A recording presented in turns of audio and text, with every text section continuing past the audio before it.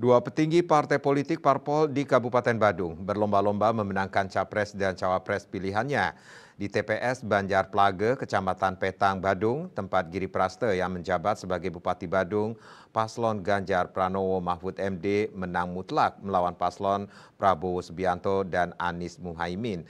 Namun di TPS Banjar Blumbang Penarungan, tempat Suyasa memilih, paslon Prabowo Gibran berhasil mengungguli Ganjar Mahfud dan Anies Muhaimin dengan selisih suara yang cukup signifikan.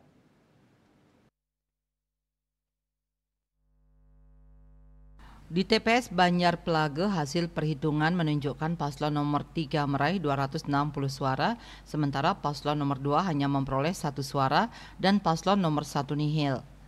Namun di TPS Banjar Blumbang Penarungan tempat Suyasa memilih, paslon Prabowo Gibran berhasil mengungguli Ganjar Mahfud dan Anies Muhaimin dengan selisih suara yang cukup signifikan. Ketiga TPS di sana memberikan keunggulan mutlak pada paslon 2 dengan rincian suara yang mencolok.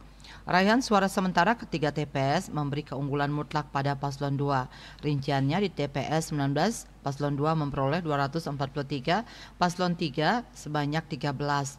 Di TPS 20, paslon 02 memperoleh 245 dan paslon 03 sebanyak 17. Kemudian di TPS 21, paslon 02 memperoleh 244 dan paslon 03 hanya dapat 1 suara. Ketua DPD Golkar Badung, Wayan Suyasa mengungkapkan rasa terima kasihnya kepada masyarakat Banjar Blumbang Penarungan yang telah memilih paslon 2.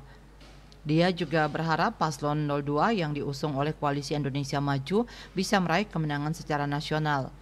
Bupati Badung Inyoman Giri Praste mengaku melakukan pemantauan untuk memastikan proses perjalanan pemilu yang ada di Kabupaten Badung berjalan dengan baik dan tidak ada intimidasi. Selain itu juga sesuai dengan pilihan rakyat, sesuai dengan hati nurani.